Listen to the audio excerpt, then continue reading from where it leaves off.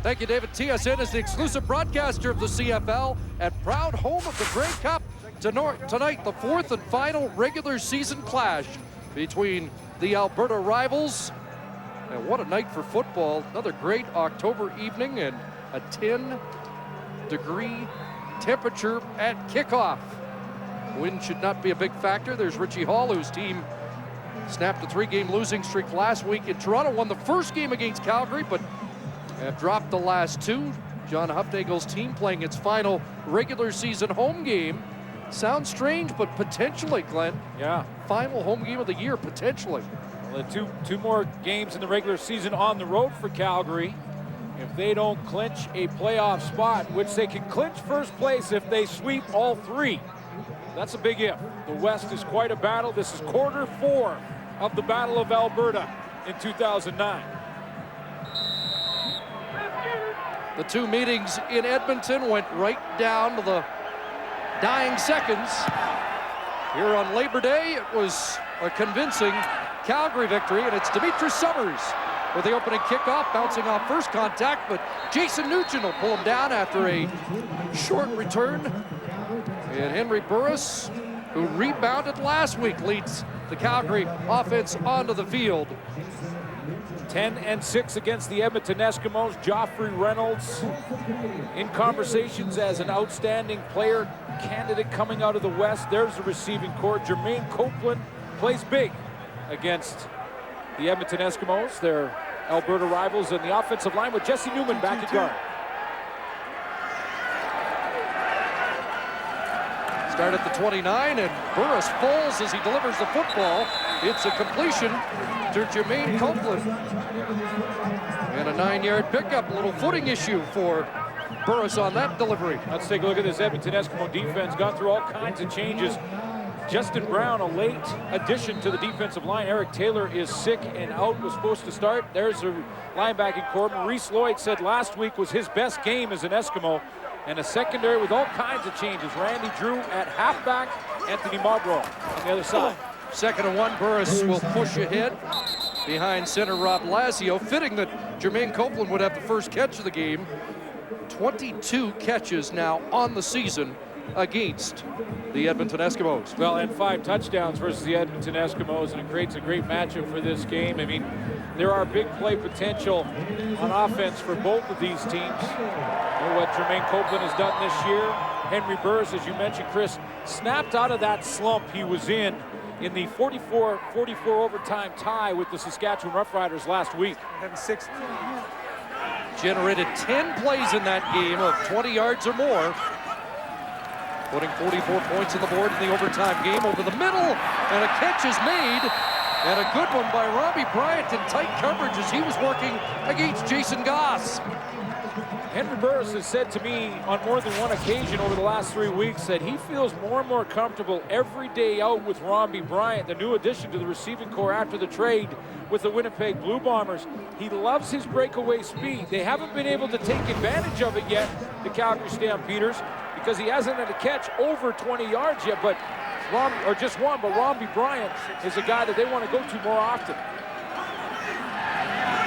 Picks up 10, another first down, and now the pitch to Joffrey Reynolds, who had a big game last week as he crosses midfield. And Reynolds has 5. Joffrey Reynolds with 184 yards from scrimmage last week, and of course 3 touchdowns against the Rough Riders. Well, and his long run of the year, 38 yards as well. 1,600 all-purpose, and I think just the way Joffrey Reynolds is playing, and when the Calgary Stampeders were off offensively in a bit of a slump, he wasn't. And that's why people are talking about him in that outstanding player conversation. 100-yard game against the Eskimos, a short shotgun snap, and an incompletion on 2nd and 5. Ball intended for Copeland. And Randy Drew draws the assignment. A couple of former Alouettes will be going head-to-head tonight, Copeland and Drew. You can see both of them communicating after this one and talking there. Copeland tried to get a little push off. I think Copeland was laughing because Drew hung on. Did not get the penalty flag there, and he gets his hand to knock it down. And look at the Edmonton Eskimo secondary right now. This is the most experience they've had probably all season long. For Burke Dales to kick, and Tristan Jackson has been a big story in this regular season series, averaging over 20 yards on punt returns against the Stamps. So they kick it away from him, and it'll be Byron Parker. And he's taken down at the 15. Parker gets 10 on the return, and it will be Eskimo football when we come back. Edmonton Eskimos will start at their own 15, and offense still searching for an identity. And that pass dangerously in the flat, and Brandon Browner was lurking.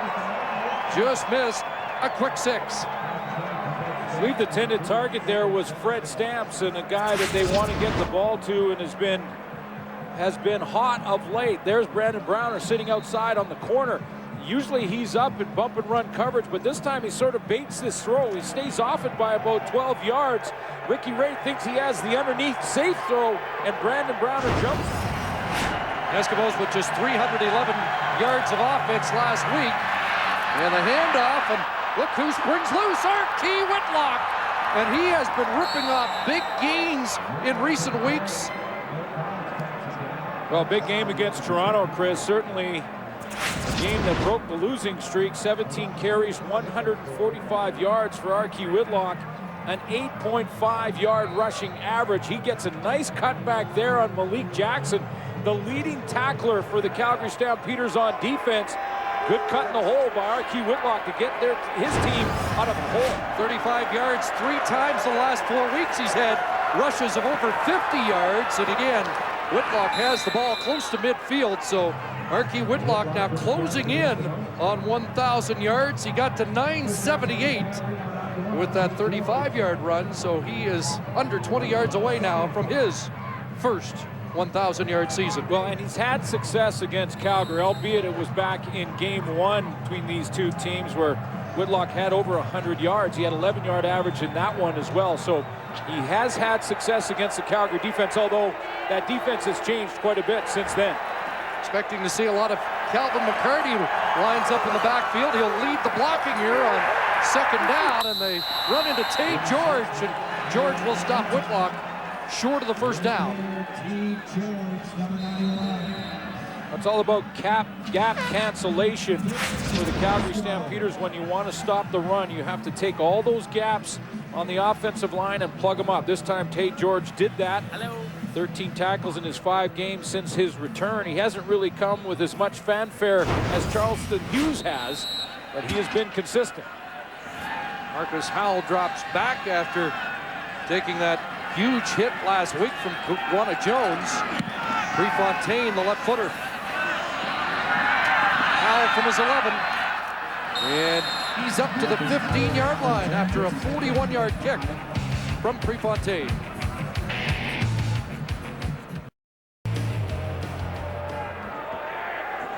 First down Calgary as they start their second possession of the game from their own 16-yard line.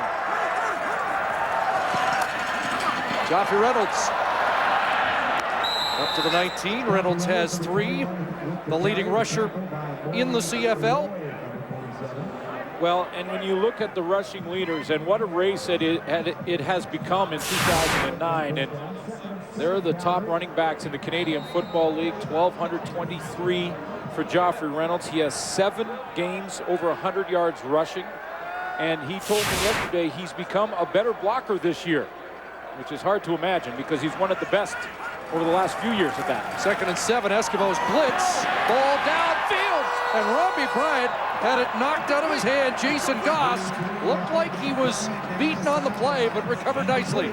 But this is what they've been trying to get for Robbie Bryant, is that deep route, because Henry Burris told me that Robbie Bryant is maybe the fastest receiver that he's worked with over the last few years here in Calgary. And that's saying something because he's had the likes of Kenyon Rambo, Jermaine Copeland, and Nick Lewis, but you can see Jason Goss catches up and gets that right arm in there at the right time. 2 out for the Eskimos defense. Bryant and Jason Goss, looks like that will be an interesting matchup tonight. Let him go. Big boot, Tristan Jackson back inside his 40, but it's a good return up to midfield. There is a penalty marker on the play, Justin Phillips, with the tackle on Tristan Jackson.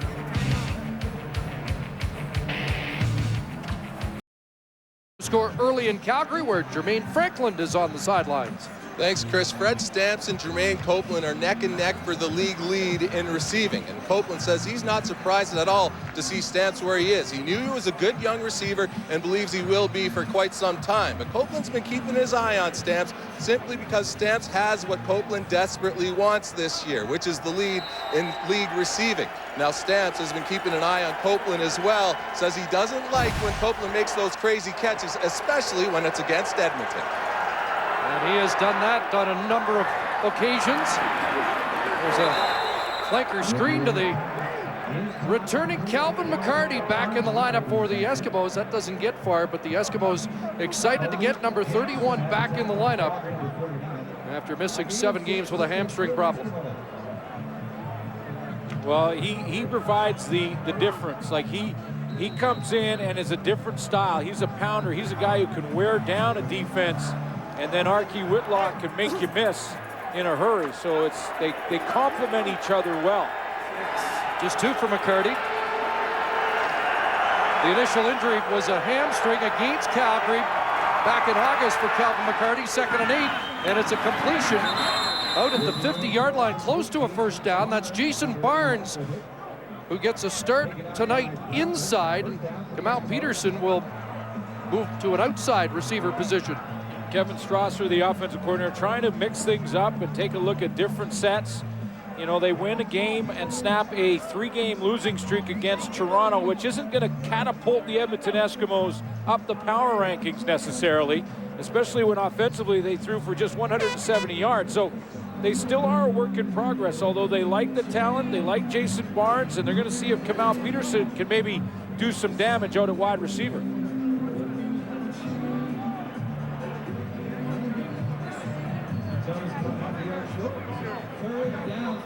Measurement on the play, and they are less than a yard away from the first down. But there's no question, Chris, the most important of the receiving core has been Fred Stamps. And boy, Fred Stamps and Jermaine Copeland is 2 guys who will be tracking in this game here tonight because of their success against each other. I mean, Copeland with 5 touchdowns in 3 games this year against the Edmonton Eskimos, including game winner. And Fred Stamps with a game winner in the first matchup between these 2 teams. Those game winners come in the final minute. In fact, Copeland has 2 final minute touchdowns against Edmonton. 30-yard, Ricky Ray will get across the 50 and have the first down. Starting lineups are brought to you by Nissan, fan and proud sponsor of the CFL. And here is the starting lineup for the Eskimo offense. Ricky Ray is 6-10 against the Calgary Stampeders in his career. We'll see Calvin McCarty in the backfield as well. There's Jason Barnes in his slot back. Kamal Peterson bumped out to the wide receiver position. Offensive line that's given up 27 sacks, which ranks 3rd in the CFL. Eskimo offense had generated only 13 first downs last week in Toronto. 6 receivers out. And the ball for Stamps, he wasn't looking for it. So there was a little confusion on that play. Stamps was still running upfield as the ball fell incomplete. Well, and you know you're going to get some man-to-man when you play this Calgary defense. Fred Stamps certainly understands that. But let's take a look at that defense. John Hufnagel said they've got to get pressure from just the front 4. They don't want to send too many blitzes here against Ricky Ray. There's Tim Johnson in the middle of the linebacking core. Malik Jackson leads the team in tackles, and Milton Collins and Wes Lysak will switch in and out at the safety spot. Wayne Carpenter's in for Tim Johnson on 2nd and 10. And Ray guns over the middle, and he's got the completion this time to Fred Stamps. Another Eskimo first down to the Calgary 43. Well, Ray is now locking in to Stamps as he comes and is gonna run that dig route again. And the dig route is when you go down about 12, 15 yards down the field and then just dig it across the middle and try and find the opening. And that was right in front of the safety, Wes Lysak, who had backed off to respect the speed of Fred Stamps. 16 for Stamps. They only had 3 pass plays over 10 yards last week. And here's Whitlock, and or McCarty, check that. Calvin McCarty, the ball carrier, down to the 36. Well, Fred Stamps is trying to make his mark once again, and here are the two receivers we've got our eyes on for this game tonight. And here's how they've done against each other. 21 catches for Copeland, 13 for Stamps. Good numbers there for Jermaine Copeland. 5 touchdowns, and Stamps, boy, they have tremendous mutual respect. One a little more experience than the other. 7 for McCarty. It's 2nd and 3. And right back to Calvin McCarty, and a first down on the ground as he plows inside the 30. Yeah, this is the difference maker that Calvin McCarty can be, and we saw his early success early in the year and how Edmonton was a better offense when he was part of it, simply because he gave you the different look. There's his numbers, and they're modest when you consider he's been out for quite a bit of the season, but he comes in one down, and then Whitlock on the next one. It's tough. And in this case, they're both in as Bertrand's gone to the sidelines. They go 2 back. McCarty, a good receiver, and Whitlock's got it over the backfield.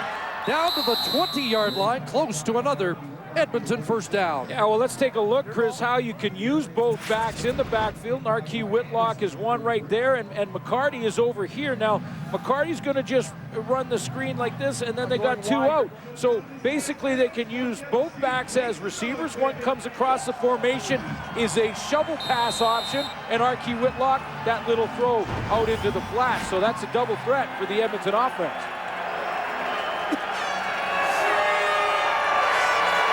2nd and less than a yard. And again, Ray plunging ahead on short yardage.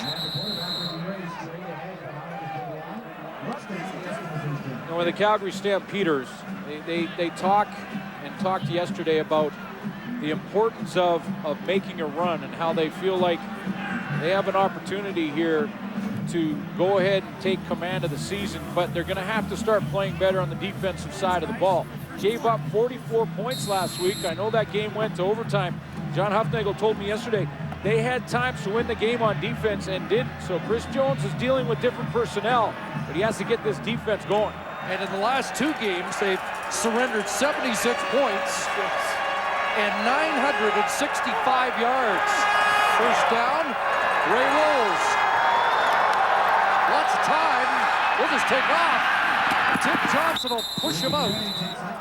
He'll be marked out at the 12-yard line. Johnson sensed a chance to really lay a lick on the quarterback, but Ray was able to get out.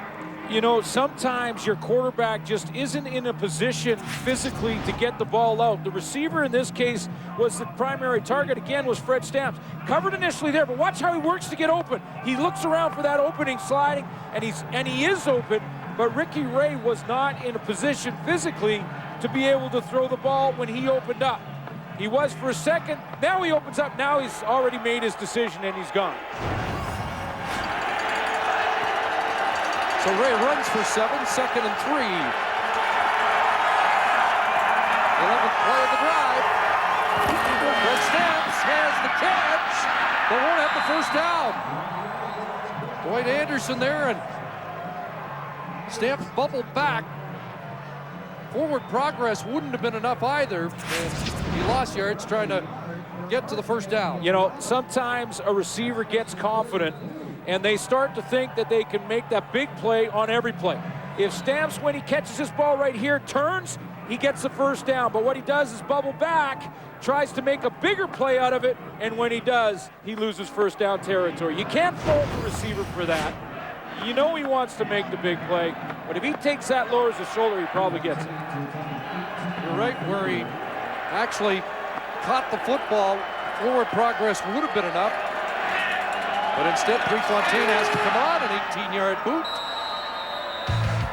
And the Edmonton Eskimos strike first at McMahon. Dave Dickinson is the running back coach for the Calgary Stampeders, and I had a good conversation with Joffrey Reynolds yesterday in the walkthrough. Reynolds explaining to me that he feels like his pass protection and his blocking out of the backfield has improved tremendously this year. And I kind of was surprised by the comment in that Reynolds is one of the best in the league and has been for years. He said, Dave Dickinson, because of him being a former quarterback, boy, he is on you knowing every single assignment. Fontaine boots it downfield, and here's Summers. And Summers bounced off first contact and gets knocked out of bounds. Chris, we have a couple of very good returners in this game. Demetrius Summers is one of them on the kickoff returns. He has the highest average in the league in that department. And then, of course, Tristan Jackson with the Edmonton Eskimos on those punt returns can be so dangerous. So possibility where the teams could be a difference maker in this one tonight. Summers 26.2 average, and he got some yards after the first contact. Mo Lloyd was jumping around in frustration after not being able to bring Summers down initially. Burris pumps and then dumps it off. And Joffrey Reynolds has the football up to the 45. It's a first down, and with that catch, he now has more yards from scrimmage this season than all of last year. Yeah, and he really couldn't say enough about the influence of Dave Dickinson on plays like this, where he has to come out of the backfield right here. He has to check for blitzers, do the fake, no blitzers, and then just sit down in the open area. That takes tremendous amount of video study, lots of hours in the classroom, and lots of instruction from your coach. Dave Dickinson's been a big help. 30th catch, and now Summers in the backfield, and Summers tossed down at the 52-yard line as he spells Joffrey Reynolds and picks up 7 on his first carry of the night. Interesting at this time of year how both these teams are really settling in to running the football, whether it be Joffrey Reynolds, Demetrius Summers on the other side, R.Q. Whitlock, and Calvin McCarty. They have been the story in the first quarter, and you know, these offensive coordinators, George Cortez understands this time of year, you got to pound it. 2nd and 3. Pressure on. Burris downfield, and Robbie Bryant's got that. Great catch by Bryant. And he is becoming a bigger impact in this Calgary offense. Well, Burris talked about that familiarity where he can now know when Robbie Bryant is going to make his break, can tell by his body language where to put the football to give him the best opportunity. Bryant does a nice job there of dragging that back leg and keeping that left foot in bounds as he goes down. What a shot and what a catch. At 6 for 118 against the Alouettes. That was his breakout game with his new team. And now a first down at the Edmonton 35. 4-man rush and pressure, and Burris just throws it away, incomplete. Summers was in the area, and so it will not be grounding. Good pressure up the middle on the final play of the opening quarter. Eskimos with the lead. Yards more for Edmonton than their passing yards. Some of the passing yards for Calgary, also those little swing passes to Joffrey Reynolds. Had 88 points the last time we were here at McMahon, 3 in the first quarter, but it looks like both teams are having some success moving the football. They are, but it looks like they want to do that ball control, win the time of possession. These are two very good quarterbacks, and Henry Burris told me yesterday that if you give the ball to Ricky Ray in too many opportunities, he will put up tons of points on the board. He feels like that's one of the most important competitions and stats to win, time of possession. 2nd and 10, and here come the Eskimos a little too aggressively, and Mo Lloyd crossed the line of scrimmage. Maurice Lloyd said that game in Toronto, and I watched that game as well, felt I agreed with him, is maybe Offside. his best. Edmonton, number 47, 5-yard penalty, remains 2nd down. And the former middle linebacker. I say give him a helmet, and I don't think you'd have to give him anything else, just the helmet and nothing else, and put him out there. And Especially at McMahon. Oh boy. So it's 2nd and 5 now. And Burris over the middle, R.J. Franklin the catch. Brought down by Mark Rostelli, but the Stamps now have a drive being put together. Edmonton Eskimos went with a little blitz there, some pressure, and R.J. Franklin recognized it quickly and went over the middle, right where Maurice Lloyd had left. Maurice Lloyd went on that offside when he was called there, really declared what he was going to do, and the Edmonton Eskimos did not change their defensive call. Maurice Lloyd went again, and Franklin saw it and went over the middle. 4th catch for Franklin since joining the Stampeders. It's a 9-yard gain and a first down. Burris, pressure again. Schultze talked about it before the game, and they get to the quarterback, and that's the former Calgary Stampeder, Justin Brown. Started the year, first 2 games with Calgary, was let go. He's in the lineup today because Eric Taylor came down sick yesterday, and so Brown gets the chance. Well, he gets a chance, and he's taking full advantage of that opportunity with Eric Taylor getting the flu bug and was trying to convince the coaching staff that he could go, but Justin Brown gets up, and you're right. You get pressure with 4, you've got a chance defensively. Loss of 8. Eric Taylor, by the way, he was trying to work the coaches. Oh, Jeff Pilon came out of his stance quickly, and that'll be a procedure call against Calgary. You can declare your roster up to an hour before the game, and about 90 minutes before the game, Eric Taylor had his equipment on, hoping to change the coach's mind. Procedure. Calgary, numbers 64 and 65, 5-yard penalty, remains second down. So both tackles move prematurely, Pilon and Archibald. I would love to have tracked over time how many times an offensive lineman goes off sides after a sack. Telling us they're going to make sure that doesn't happen the next time. Here comes pressure again. Boy. And Henry Burris is dropped back at the 45-yard line. Kai Ellis this time, and he has his 6th sack of the year and his 2nd against the Calgary Stampeders. And he comes off the edge on Jeff Pilon, and it's one-on-one with Kai Ellis and Jeff Pilon to the left of your screen right here, and there's Pilon there. And this is just one-on-one, and watch how he drives for that upfield shoulder and then just pushes Pilon back and grabs him with his left hand. That's tremendous power from Kai Ellis, been really the most consistent D lineman for the Edmonton Eskimos all year long. Loss of 9 that time. 3rd and 33, so Dales to punt. And the Eskimos hoping that does bounce into the end zone, and they will give up the single point. So the Stampeders have their first point of the game won. Burke Dales would probably like back. Establish the run. 15 yards away. Play action, and Ricky Ray drills it downfield and has Maurice Mann. First catch of the night for Mann, 70th of the season. He's in the top 10 in receiving. Maurice Mann's been a bit of a roller coaster ride. Should get his 1,000 yards. And when I talk to the defensive backs, the corners in the league feel like he may be the best wide receiver. He and Kenyon Rambo, when he's healthy, in the CFL. But the last game versus Calgary had just 1 catch. Kevin Challenger now a wide out, along with Andrew Nowacki in a 6-receiver package. Ray has time and now is flushed. The long out, and it's another catch for Barnes, his 2nd of the game. And Barnes has a first down for Edmonton at the 47 of Calgary, a 14-yard pickup.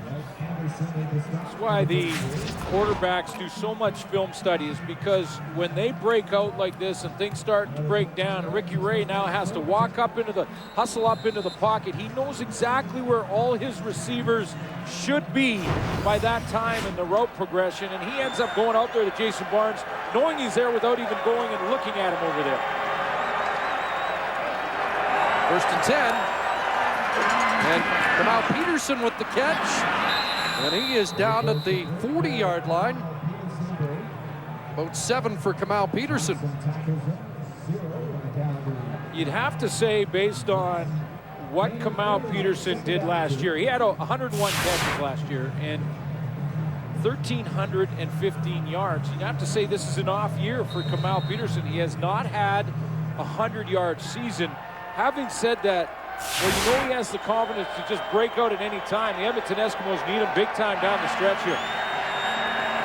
2nd and 3, double tight ends, and Archie Whitlock has the ball and crashes down close to the first down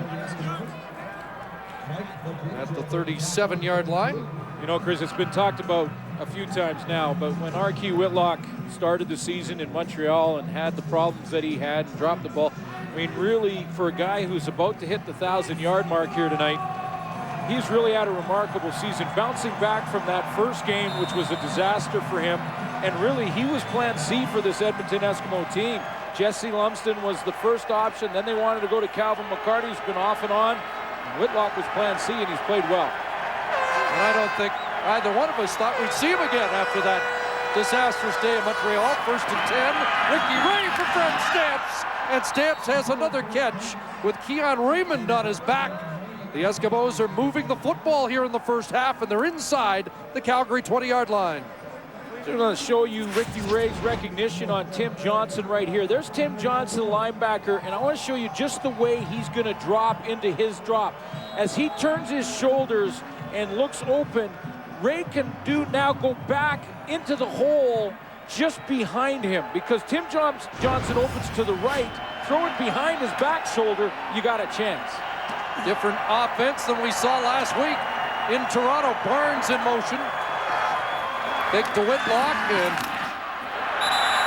Barnes the catch, brought down immediately by Keon Raymond. I think it's interesting that Jason Barnes in for his second start, replacing Jamaica Rector, who had 48 catches on the year.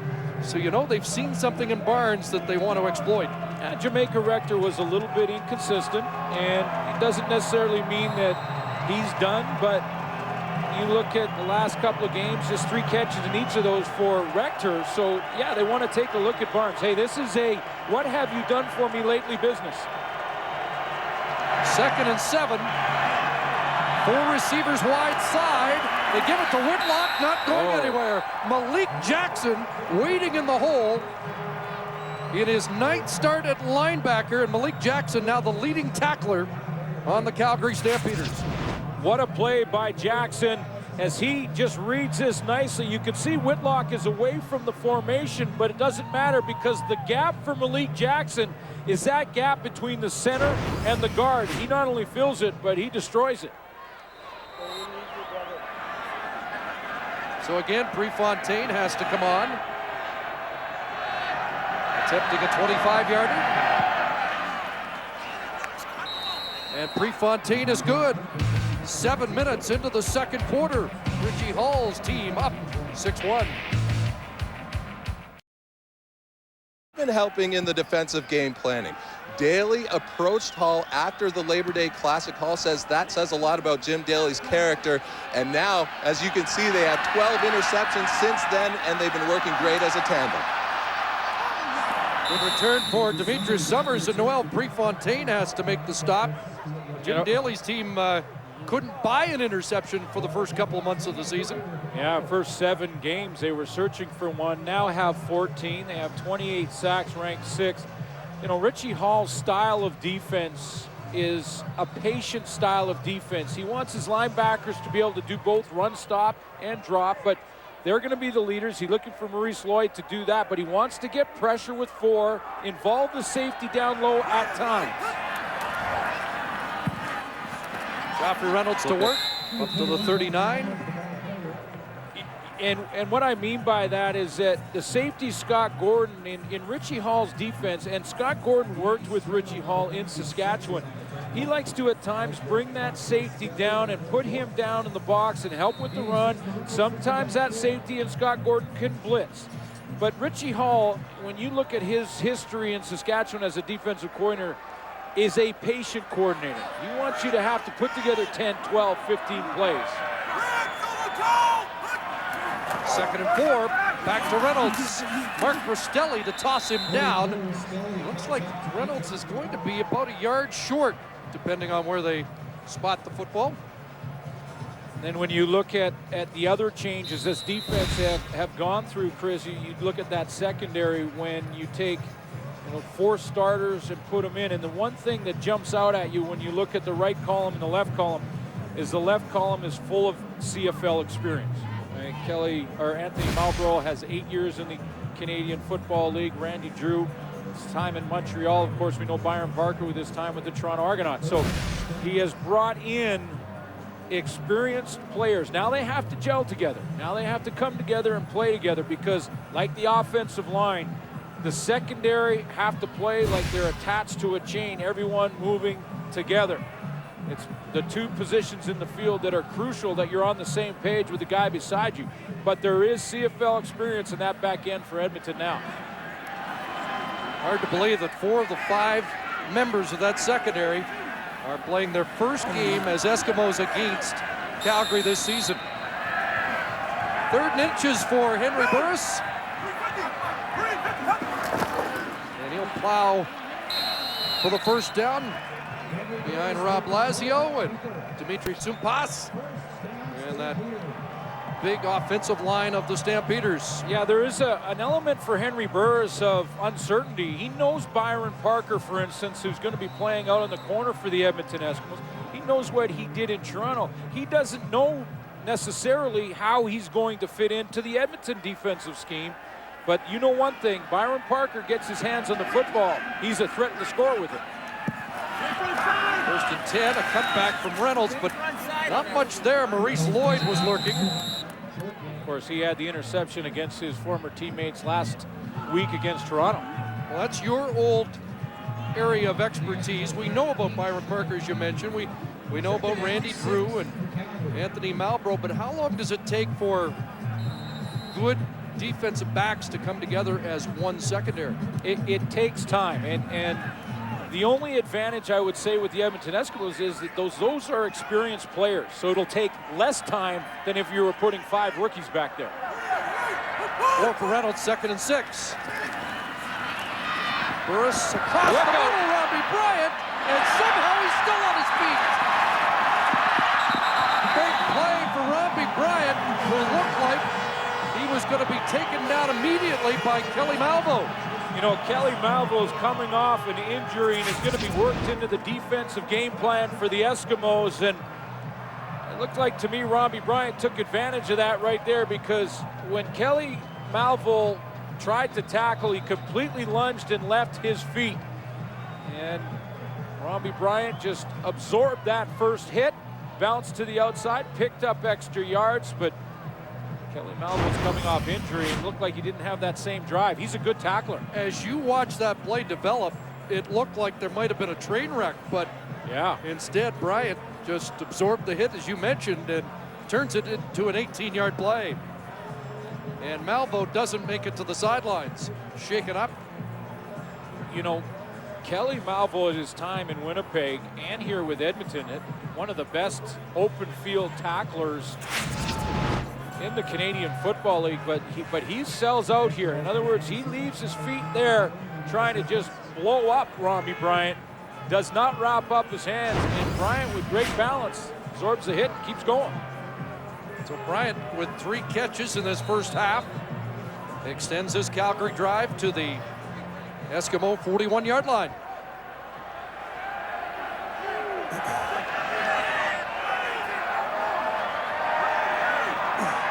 Anthony Malbrough back in that secondary as penalty markers fly, and Burris looks downfield for Copeland, and it's intercepted by Byron Parker, and now they're saying the play was dead. Well, that was a delayed whistle to stop the play that far into the process. I saw the flags fly early on when it looked like it was either offside or procedure, and for the most part, the officials will allow a play to continue on because you're not sure which one was offside. I mean, if it's defense, you can still run the play, right?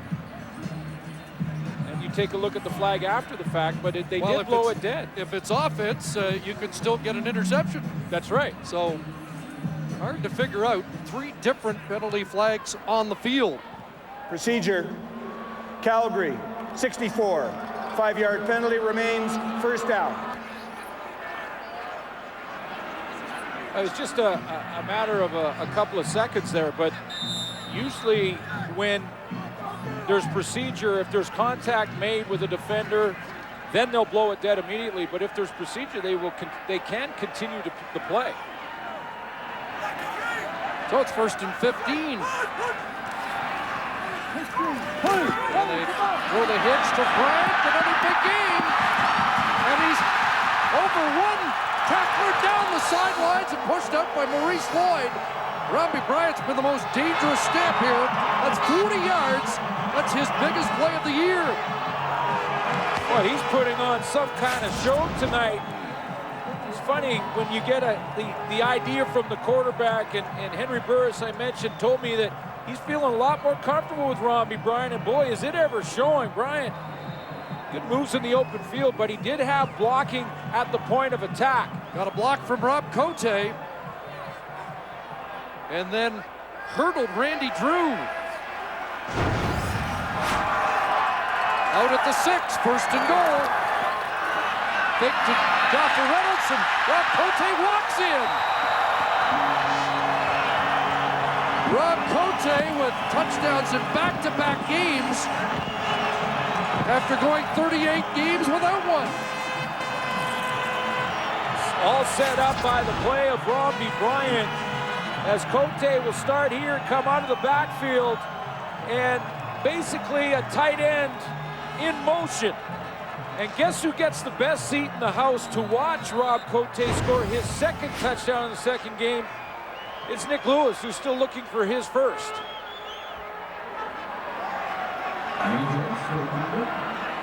Not that it matters to Nick Lewis as long as his team scores.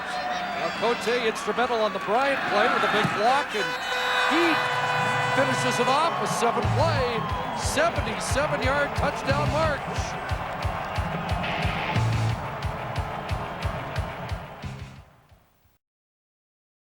Have the lead.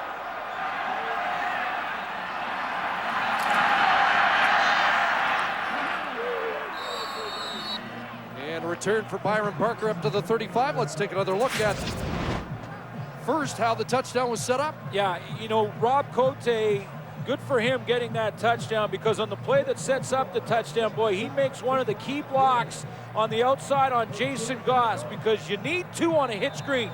You need to block the corner. Rob Cote did that, but you also need to block the guy coming inside out, which is Scott Gordon. And guess who did that? It was Big Jet Pilon.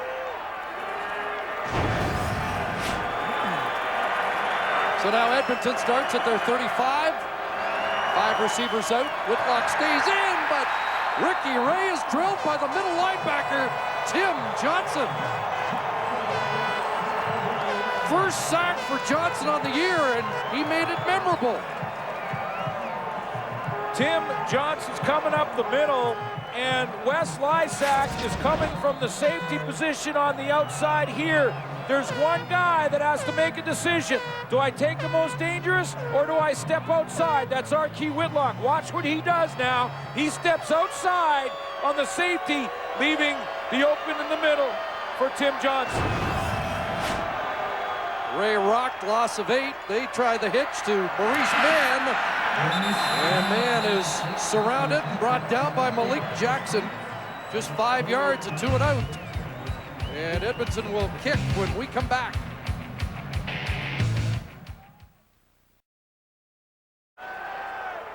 Wait, hear Milt talk about Robbie Bryant's first half. Old teammate looks good tonight. Marcus Howell from the 20. Good return across the 35, and let's see if Henry Burris and this Calgary Stampeders offense can continue the momentum built on that last touchdown drive. Good completion percentage for Henry Burris. Coming off that game where he kind of broke out of the slump at 280. It wasn't big night against Saskatchewan in the 44-44 tie, although they'll take it with what had happened previous to that in the 3 games previous to Saskatchewan. You know, it's the first time in 6 games he was over 60% completion percentage. 68 against Saskatchewan. And back out to Bryant again as they continue to work out there, this time against Byron Parker. 5 catches for Milt Steagle's old teammate, Robbie Bryant. Now, one thing you don't have to do is motivate Henry Burris to play against the Edmonton Eskimos. And you look at the numbers in 3 games versus Edmonton, it's pretty darn good. 7 touchdown passes, well over 1,000 yards, and looks like he is really getting some chemistry built here with Robbie Bryant. You're right. Bryant's over 100. Burris, 2 best games of the year against Edmonton, 479 and 393 passing. And there's Bryant again in front of Jason Goss. And pushed out right at the midfield stripe. One of the favorite plays for the Calgary Stampeders is this zone read play to Joffrey Reynolds. And there's Reynolds there. The idea is that Burris will take the ball, hold it in the stomach of Reynolds. Now he gets to make the decision right now. What do? Do I give it to him here, or do I take it and keep going out with it outside? This time he decides to pull it, and now he's looking for a receiver. He's got Nick Lewis coming across and Robbie Bryant on the sideline. 10 more for Bryant, another Calgary first down. And now dumped off to John Cornish. They run the play better than most teams in the Canadian Football League, although all do. Let's show you what that looks like. Here's the junction point here where Henry Burris will put it in the stomach of Joffrey Reynolds. Now, if the defensive end and Kai Ellis goes wide, he gives him the ball up the middle. Same play, looks the same. If the defensive end and Kai Ellis comes down and crashes on Reynolds, then Henry Burris keeps it and goes outside with the option to either run the ball or throw the ball. 2nd and 7 for the Stampeders. 4-man rush. Burris has time and can't hook up with Jermaine Copeland. In tight coverage again with Randy Drew. Yeah, you'd have to say in this matchup of the former teammates that Randy Drew's playing pretty well. I mean, you think about the fact that Copeland comes in over 1,000 yards, his 12 touchdowns, and Copeland right here, and look at Randy Drew up challenging. He's saying, look, I know this guy. I know his moves. If he's going to beat me, he's going to have to run by me. That's what they try to do. But Randy Drew is in perfect position and just doesn't get too caught up, so he grabs and draws the penalty flag. So far, Drew has won the matchup. There's lots of football to be played. Tristan Jackson awaits.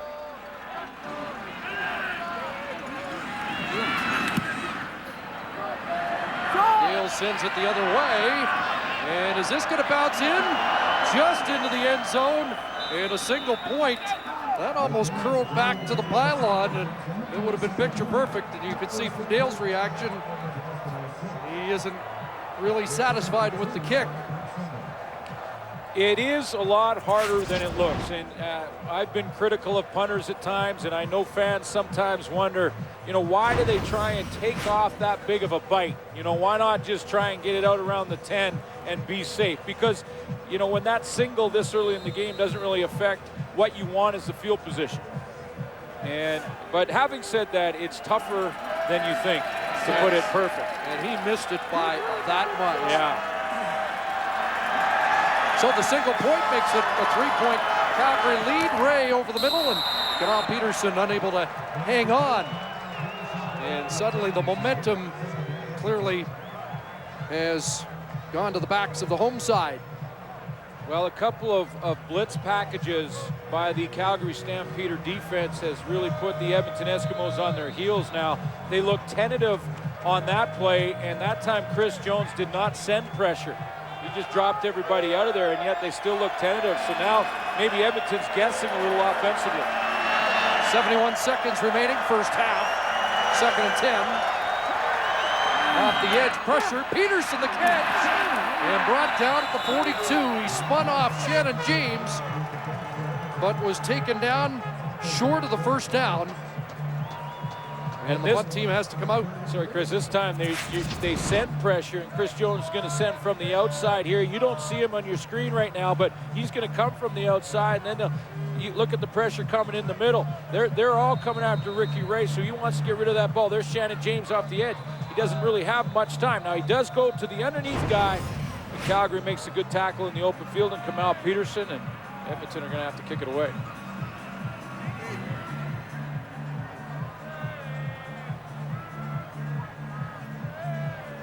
Timeout on the field's been called, we presume by the Stamps, with a minute 2 to go, and they're getting ready to get the football back.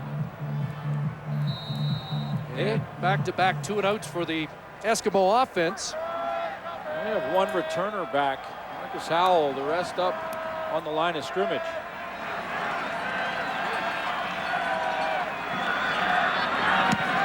Fontaine. Line drive kick, Howell from his 19. Marcus Howell up to the 30, 53 seconds for Henry Burris and the Calgary offense to work with. Nick Lewis was coming off one of his best games of the season against the Saskatchewan Roughriders in that overtime tie. He had over 100 yards and 8 catches there. His season numbers as he climbs closer to that 5th consecutive 1,000-yard season, but hasn't had a catch yet tonight.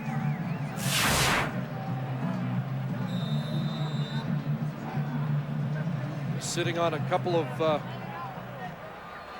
Calgary milestones, if you will. He's just short of Herm Harrison, the great former Stampeder receiver, in both catches and yards receiving. And with a decent night, we'll pass him in both.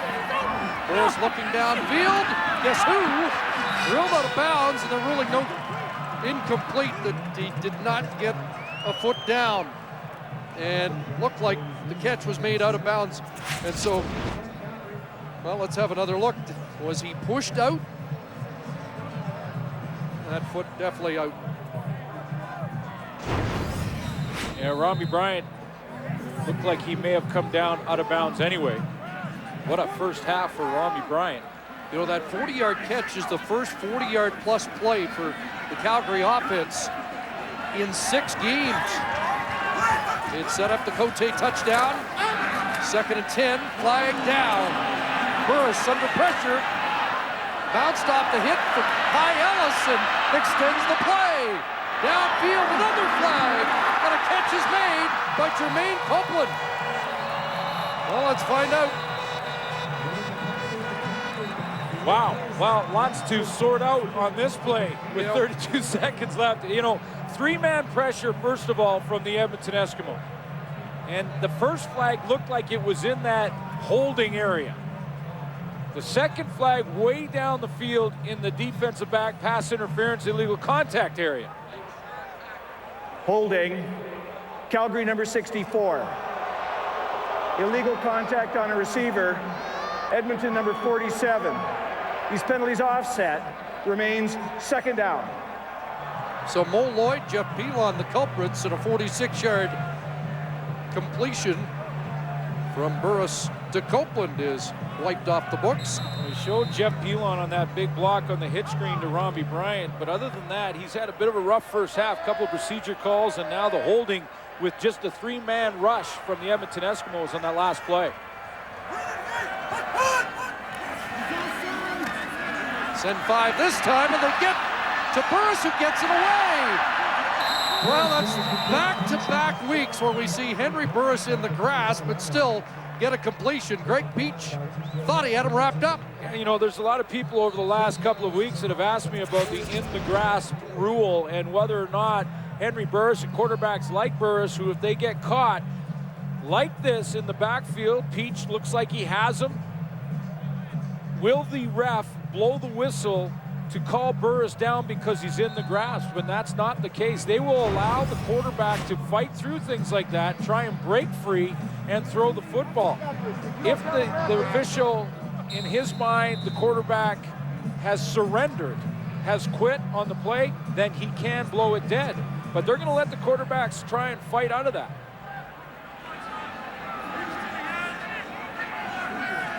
.25 seconds to go as Dales boots it downfield, and the Eskimos get decent field position. Oh, great downfield cover by Charleston Hughes, and we've said that for the last few weeks since he returned to the Stampeders. Yeah, and you know, I love to see that because I can't emphasize enough how difficult it is for a guy to, like Charleston Hughes, at 244, to come down the field, full hustle down the field, make an open field tackle. That's a 35-yard run, great tackle, and now line up on defense about 10 seconds later.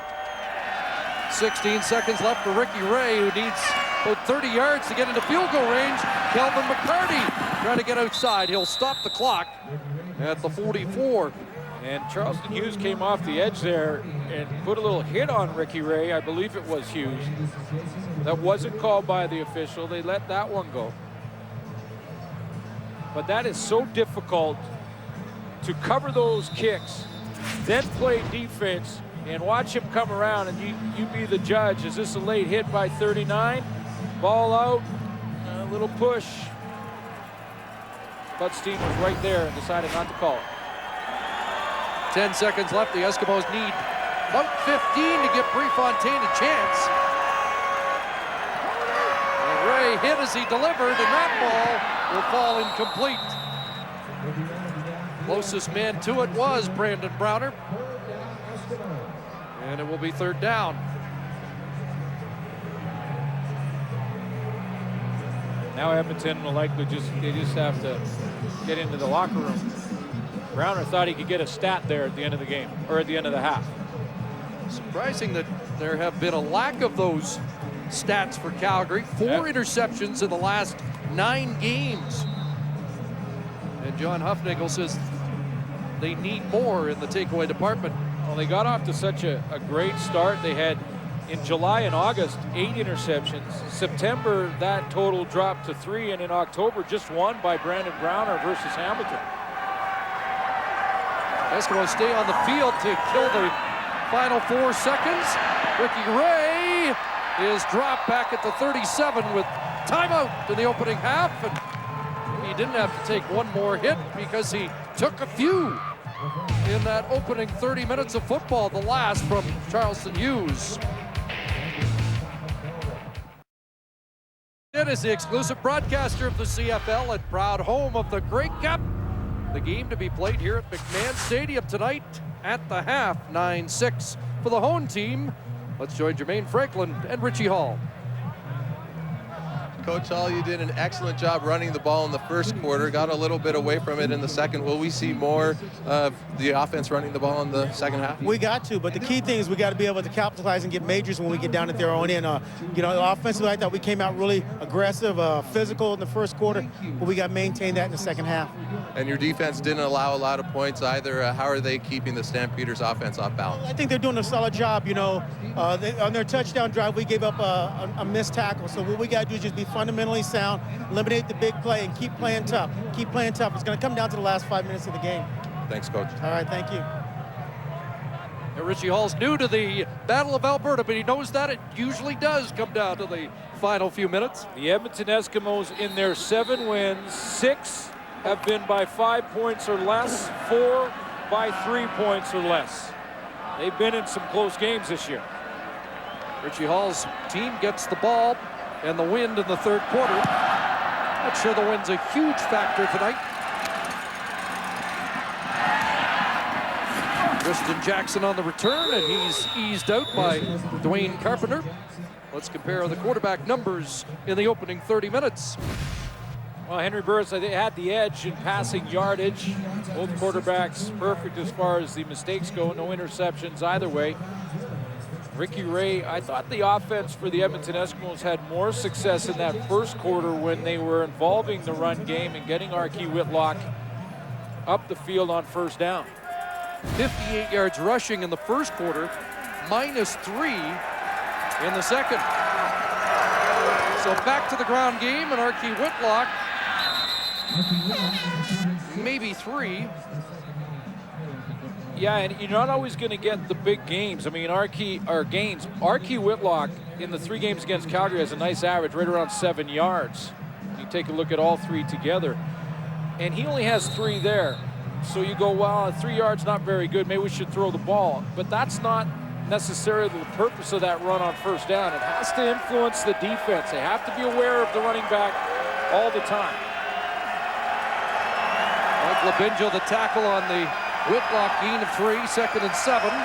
Ricky Ray, the look-in for Peterson, and broken up and almost intercepted by Dwight Anderson. The corner has 3 on the year, and he had his eyes on number 4. Well, Kamal Peterson is going to show you some route running here, and watch Dwight Anderson on the close.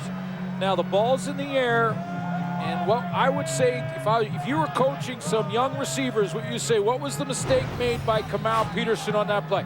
He didn't come back to the football, and Dwight Anderson did. Almost had himself one. Another 2 and out. That's 3 2 and outs in the last 4 series for Edmonton, and a line drive boot that skitters on the turf down to the 29 for Howell. And he's up to the 35-yard line. 48-yard kick. And how big's this game? Well, if Calgary wins, they regain first place in the West, pending another big game tomorrow at Mosaic between BC and Saskatchewan. Yeah, just look at that. 17 points for both Calgary and Saskatchewan. That's why the Edmonton Eskimos right now really have to have sort of that feeling of desperation here. They're sort of on the outside looking in right now, but are still in the race. And the Eskimos could win out, and with a little help, could still finish first. Ball swung out, and Nick Lewis has his first catch and a hurdle across midfield. So the streak continues for Nick Lewis. Game number 103. Calgary Stampeders are really blocking this screen well. Nick Lewis is the inside receiver on the 4-receiver side. See how he hesitates? He's not up at the line of scrimmage because he's the guy catching the bubble screen. Brett Ralph, excellent block out on the corner for the Edmonton Eskimos. He sealed the deal out there. Nick Lewis picks up big yardage because of it. 21 yards, a first down, and now Burris back to the air, and that pass behind Bryant and falls incomplete. Byron Parker in coverage. Let's go back and show you. This is a couple of times now the Calgary Stampeders have had success on hitch screens. And right out here on the outside, Brett Ralph has got to make that block. He doesn't make that block, the corner can come up and close. The play is over. We've seen that happen many, many times. So that's the key block right at the point of attack. Then he's got some help downfield from Robbie Bryant. The Calgary Stampeders blocking those plays up pretty well right now.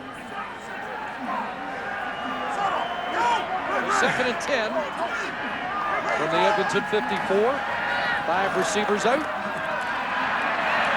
Anybody open? Burris pumps and he'll take off. Trying to get to the edge, it does, and Henry Burris has a first down. He'll step out at the 42. Henry Burris is on pace, Chris, this year to rush more times than he has in his entire career. And I truly believe that he is at his best when Burris is running and throwing on the run. Henry Burris does a great job here of losing some ground to buy himself some time to set up the opening. Now he's looking downfield. Everyone's still covered, so he takes off and runs for the first down. Closing in on 500 yards rushing, 131 against Edmonton. And Reynolds, a crease off the right side. Down to the 25 before he's wrestled to the turn by Kelly Malvo. But that's 17 for Joffrey Reynolds. Dimitri Sumpas and Jeff Pilon on the right side of that offensive line have got to make their blocks to make this happen. And Jeff Pilon had a bit of a tough first half, so you know he's going to be coming out and be fired up. He locks up Kai Ellis at that defensive end position to give Joffrey Reynolds a little bit of a crease. I look for a big half from Jeff Pilon, the veteran, because that first half was a struggle. First down at the Eskimo 25. Burris rolls to his left and has another completion to Nick Lewis. Came up empty in the first half, but Lewis has his second catch of this drive and close to another first down. And Nick doing a little survey and trying to get Randy Drew back over the signage. Looks like he's going to be just inches short of a first down. And now within one catch of tying Herm Harrison for number 6 on the all-time Stampeder receiving list. Burris plunging ahead. And a first down for the Stamps. Good-looking march. This is the area in the field where defensively you want to send pressure. You don't want to give Henry Burris a chance to sit back there and choose which receiver he's going to go to, because guys like Jermaine Copeland, Nick Lewis, and Robbie Bryant, now they're going to try and open up. So Jim Daly's got to try and send some pressure, send that signal in, and see if he can disrupt the rhythm of Henry Burris. Back in the red zone where they're number 1 in the league, 65%. Scoring touchdowns when within the 25-yard line, and Joffrey Reynolds, touchdown. Open road ahead for Reynolds. 13-yard touchdown run. And the key block at the point of attack is going to be Jeff Pilon, because Kai Ellis read it and wanted to go downhill here and fill the hole. But Pilon seals the deal right here. Jeff Pilon makes this block because watch 93. He knows where the ball's going. He just can't get there. Good block at the point of attack by Jeff Pilon. Joffrey Reynolds has his 12th touchdown of the season. DeAngelis the point after. 7 plays, 75 yards, and a Stampeder touchdown. Ellis is going to crash down here, and right here Maurice Lloyd is going to go to Henry Burris on the contain. Kai Ellis is supposed to eliminate the run here from Joffrey Reynolds. He's going to come down. Now, Pilon doesn't let that happen, but look at Maurice Lloyd come out, because if Burris keeps here, he's got to cut him off. Burris sees the hole, gives it to Reynolds. Touchdown, Calgary. Tristan Jackson deferred to Byron Parker, and now Parker trying to get outside, and does! Big return for Parker across midfield. Looked like they debated of who was going to do it, but Tristan Jackson let Parker take the kickoff across midfield, 36 yards. Well, let's go one more time back to that Joffrey Reynolds touchdown, because the play is run by Henry Burris. Look at Burris. He spies this hole here. Now he has the option to pull it and keep the ball outside. Maurice Lloyd's going to try and cut him off, and Drew here is in coverage, so he's out of there. Or TJ Hill, I should say. And then Joffrey Reynolds hits that hole. Perfect zone read play by Calgary. Now the Eskimos have to kickstart their offense, down by 10. And that pass incomplete as he hung Matt Bertrand out to dry with a high pass. Now, Chris, when you get that big play against you, you need some momentum changer. And this is what Byron Parker gives the Edmonton Eskimos. We have to see if they can capitalize on it, but this is a big return right after the Joffrey Reynolds touchdown.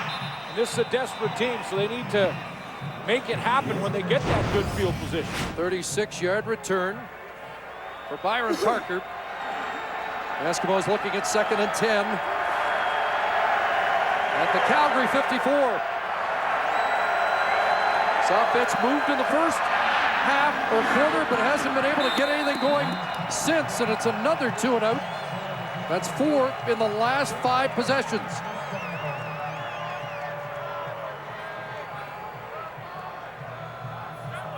You can see Kevin Strasser is not happy with his offensive production right now, because they are not going to be able to take over or take advantage of this good field position by Byron Parker, as Wes Lysak comes off the edge there and forces a quick throw from Ricky Ray. Doesn't look like they're going downfield a whole lot. They haven't really had time to do it. Some pressure packages from the Calgary defense put them on their heels. And now a time count. Time count violation. Edmonton, number 7. 5-yard penalty, remains 3rd down. Richie Hall mentioned it in the interview at halftime about they're switching things up here. But in halftime, Richie Hall mentioned that his offense looked aggressive in the first quarter and then just didn't capitalize on opportunities. Something odd for Calgary here. They sent 6 different players out after the penalty. Setting up a return, perhaps. One hopper to Howell. And up to the 23-yard line. A 48-yard boot by Noel Prefontaine. It's the Stamp by 10.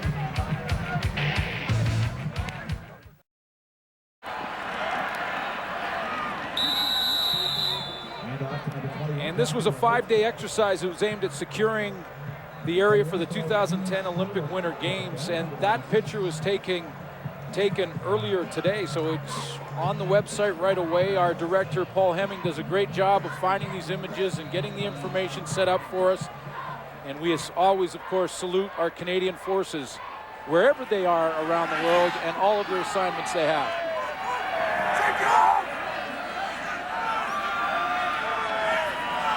4-yard gain for Reynolds. Here comes the blitz, 2nd and 6, through the hands of Nick Lewis. The Edmonton Eskimos defense had to come up with a big series, and they have. 2 and out for Henry Burris and his offense. Yeah, you're right, Chris. They needed a big series. This is where Richie Hall was banking on some of those veterans to step up. This time TJ Hill closes in a hurry, but this is why he's made the changes on defense to try and get some CFL veterans for this type of opportunity. They've got to stop the bleeding here, get a couple of stops, and give Ricky Ray some more opportunities.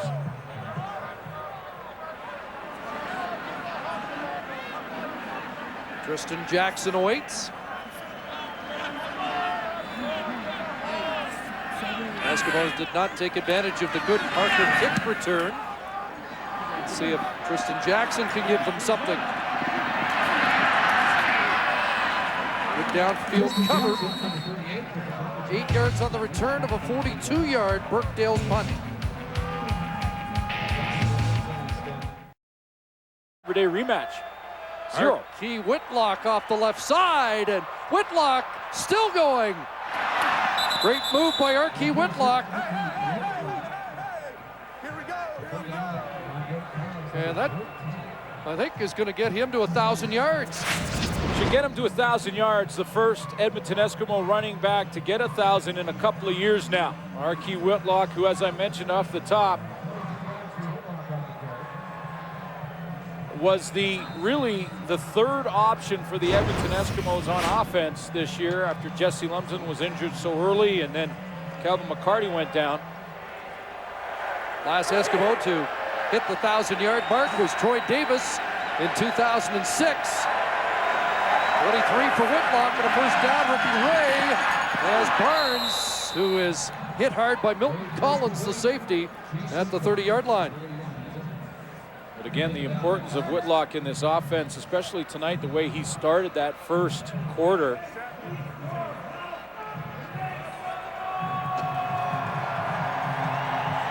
A lot of personnel changes. Graham Bell checks in for Edmonton at fullback, and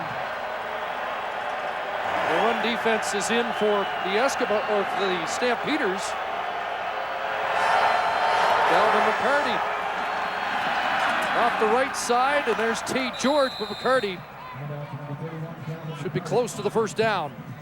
Boy, and I really believe the Edmonton Eskimos can hang their hat on this type of play right here on offense. Just, bang Calvin McCarty into the line of scrimmage, and then run Archie Whitlock.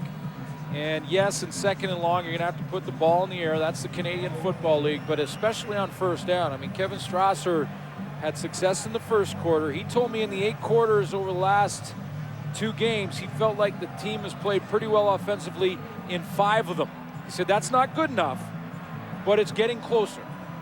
And we saw that tonight, a decent offensive production in the first quarter, and then things went cold in the second, and maybe just starting to get traction here in the third. And the traction, that they are gaining here is largely due to the running back. Of course, what they have to do is get a first down. It's 3rd and inches.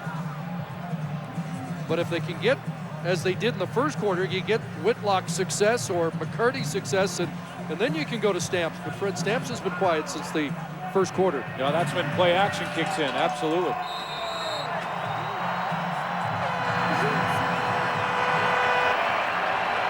So 3rd and inches.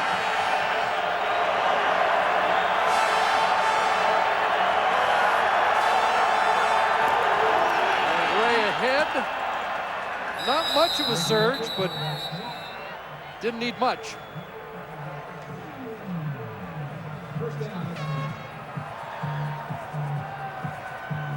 Archie Whitlock is now the 6th running back in the Canadian Football League in 2009 to hit 1,000 yards. That's happened before, but there's never been 7. And we could get 8. All 8 starting running backs over 1,000. Last time 6 was 2005. 1st and 10. Here come the Stamps. Pressure! Ray got it away, and it falls incomplete. Ricky Ray felt the heat. Jim Davis bearing down. You were wondering when Jim Davis was going to sort of lock and load, because he had the great game in the Labor Day rematch where he got 3 sacks in one game. He was real quiet in that first half. But maybe he heard us mention him, and he said, you're right, I got to get going here. That time he was left unblocked. He's taken some punishment tonight, hasn't he? 2nd and 10. More pressure. Ray stands in. Fred Stamps can't reach it. Stamps looked like he had a step on Keon Raymond. Well, he had a bit of a step, but the ball would have had to be absolutely perfect. And with the way that Keon Raymond is playing, you know, you put the ball any closer to Stamps here, and you put Keon Raymond in play. So it was really the only option that Ricky Ray had. He had to put it out there and hope that Fred Stamps could come up with a miracle. Prefontaine called upon for the 3rd time tonight. This from 33 yards out to make it a 1-score game. And Prefontaine has missed it to the right. Costly miss. And now it's a 9-point Calgary lead. His helmet off while he was on the field. Real good coverage on Fred Stamps on that attempt to the end zone by Ricky Ray. After the field goal was talking, took his helmet off to do it, one that John Hufnagel won't appreciate. So they will start after the miss and the penalty at their own 25. Heavy 6-2. But it remains a 2-score game after the miss.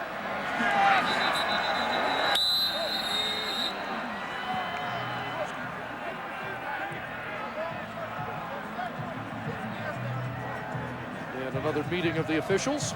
And another, when you saw that shot of Richie Hall, another opportunity for his offense. A short field goal attempt, and worst case scenario for him, they even missed the field goal.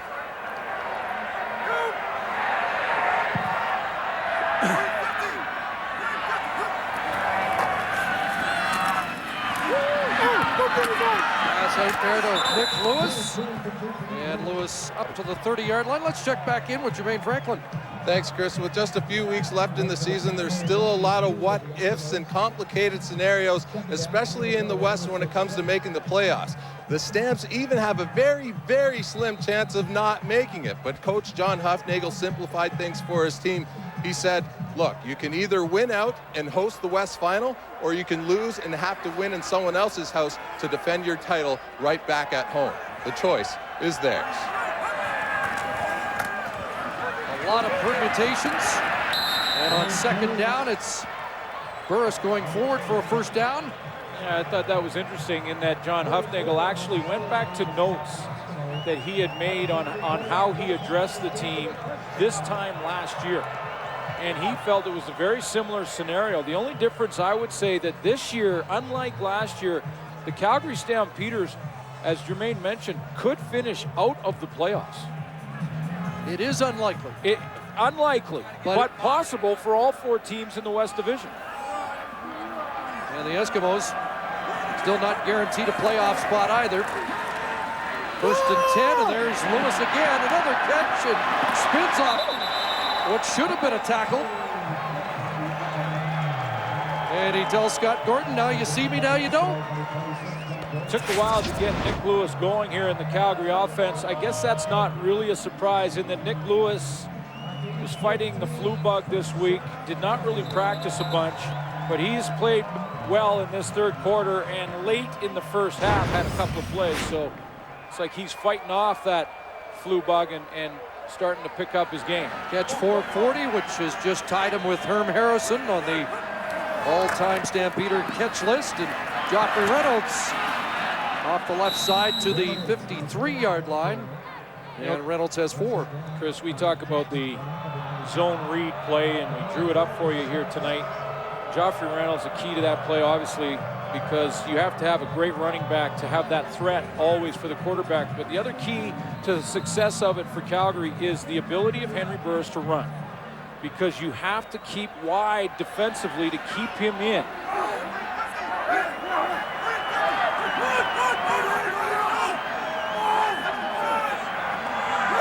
Second and 6.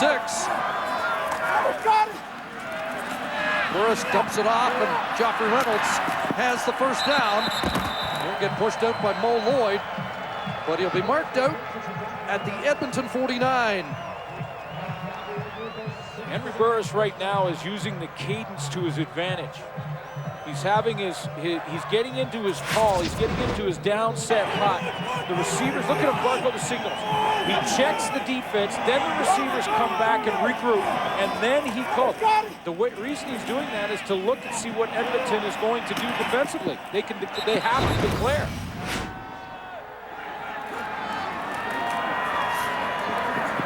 Big to Summers going deep for Ralph, and it's broken up. Good defensive play there by the corner, Jason Goss.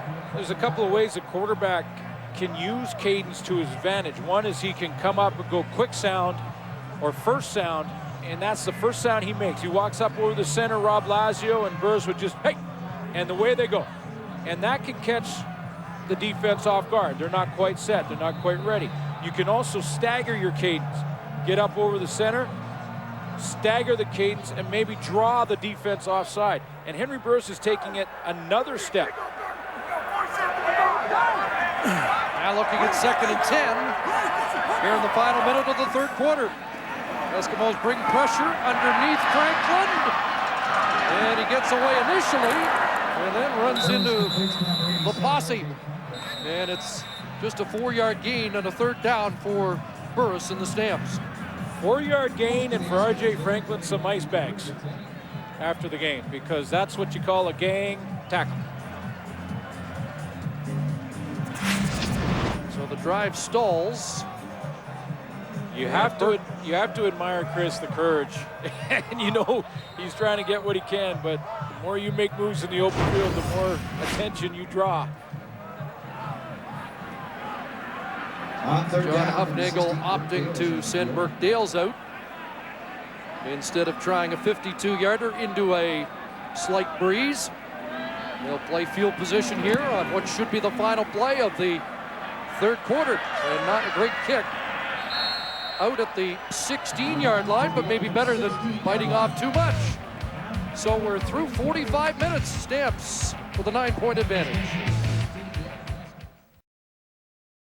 Yesterday that against Ricky Ray, you want to win the time of possession. Calgary Stampeders have the edge there. They have the edge on the scoreboard. 5 first downs in the opening quarter for the Eskimos, only 6 since. And again, this offense still seems to be looking for an identity. It really is, because they at times look like they're starting to get some momentum, but like Richie Hall mentioned at halftime, 3 times now they've been inside the 35-yard line with a chance to really put some points on and grab some momentum. They've come away with 2 field goals and 1 missed field goal attempt. So Kevin Strasser's getting there, but this team's running out of time to get there too. Should they lose tonight, they will not be able to finish higher than their Southern Alberta rivals this year, trailing by 3 at the moment, and that pass completed. Matthew Bertrand turns it upfield in a big way up to the 40-yard line. 24 for the fullback, Matt Bertrand. Boy, every defensive back in a situation like this has to make a split-second decision. As Bertrand is a tight end here to the right of your screen. He's got to come out of the backfield there, out of the tight end position, and watch Eubanks.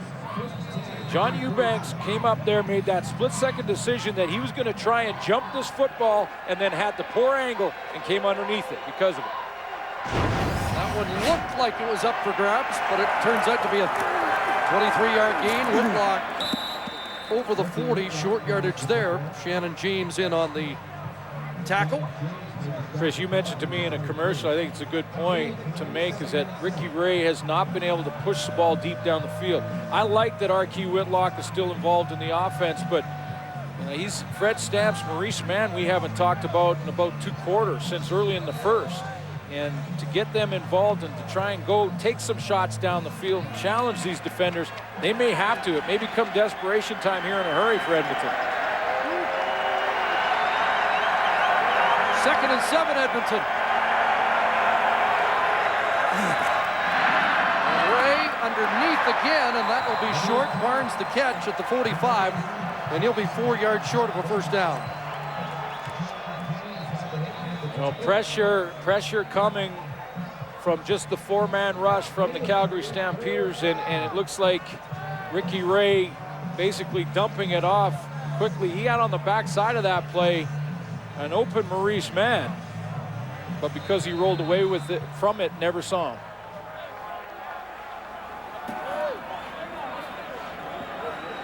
Fontaine to punt, and Al awaits.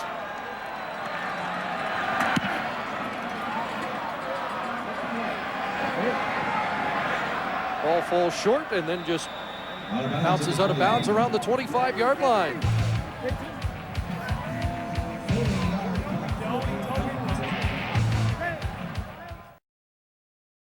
Please. A lot of people fell out of their pools when that happened. Off the left side. Not much there this time for Joffrey Reynolds. I asked Joffrey Reynolds about his arrival into Calgary and who influenced him as he was coming through college in his first couple of tryouts. He said it was actually when he was with the Rams. He said the guy he really wanted to model his game after was Marshall Faulk, who was with the Rams at the time. Just an all-around running back. Do it all. 2nd and long, 2nd and 8. Dumped off the crosser. And Nick Lewis, who was quiet in the first half, chewing up yards here in the second.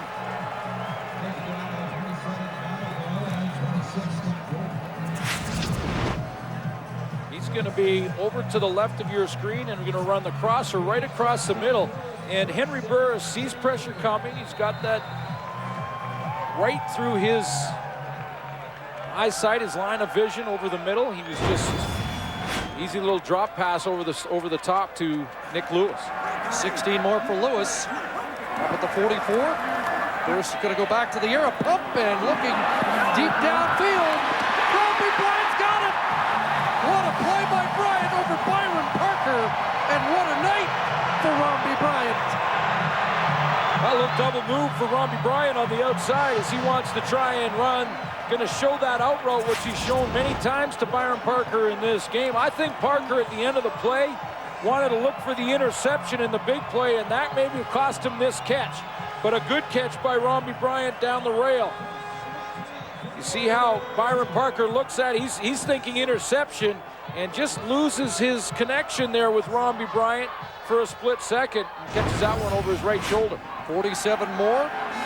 2 40-yard plus plays in this game. None prior to tonight for Robbie Bryant. That ball up for grabs and falls incomplete as Kelly Malvo was closing quickly. Now, I'm not going to pretend to know what Henry Burris is thinking. I'm wondering, though, and I'll pose it as a question. Does he want to get Nick Lewis a touchdown? Down in that red zone area, he locked into Nick Lewis right away, and that was a throw in traffic that just got his receiver banged up there. I believe it was Ian Busby, one of the Calgary papers, suggesting that Lewis has more yards without a touchdown than any receiver in CFL history. Dumped off, Reynolds with blocking, down to the 1.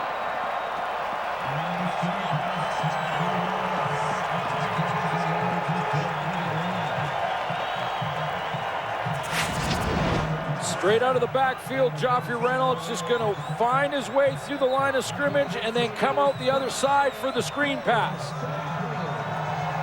He checks to make sure Maurice Lloyd is not blitzing. When he sees he's not, he just continues out to his right and then picks up that one. And guess who has to try and hustle over to tackle him, because Maurice Lloyd was supposed to be covering.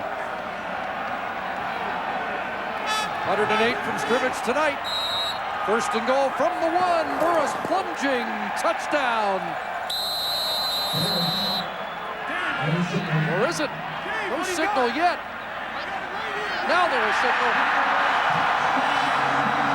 Jermaine Copeland signaled immediately. 8th touchdown of the year for Henry Burris.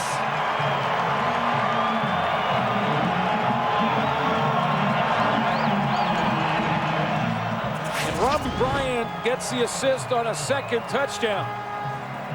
He got the assist on the Rob Cote touchdown. He gets the assist on the big play, the Henry Burris touchdown. And you see his receiver, Jermaine Copeland, he had no doubts.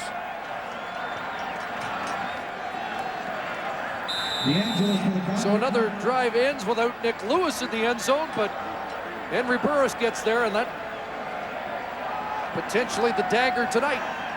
Still time, but Edmonton's offense has to get into high gear now. Extra point's good. 23-7, Calgary leads. For your head, if I was trying to laser at the coat. Lewis reminding Henry Burris that when they're down in the score zone, he is available. Yes, I still don't have one, in case you haven't noticed. I bet you there's nobody in Calgary that hasn't noticed. You know, sometimes you just got to stretch the defense. You got to go down the field, and whether you make the play or not, just plant that seed. Robbie Bryant does make the play. That sets up the screen, gives that underneath stuff more room. Joffrey Reynolds gets it down to the doorstep, and then Hank drives it in. Excellent analysis of what we've just seen from Calgary, but I can't help but think it's also a message that we have not seen from Edmonton. Exactly. They have not stretched the Calgary defense. Underneath, Maurice Mann has a first down across the 40. And that would be, you know, one of the ways you could do that, Chris, is Maurice Mann. I know Fred Stamps is an option, and he's probably the first option, but if you're running those inside slot backs on deep posts or deep corners, sometimes you need more time to throw those. You get your guy, the wide receiver, put him into the short side of the field, Maurice Mann, send him deep. You don't need much time to throw the ball. Just throw it up there and let him see if he can come down with it. 8:08 to go, and down by 16. Has to be some urgency. Mann drops it. We got a late flag in the backfield. Let's see what Bud Steen's got.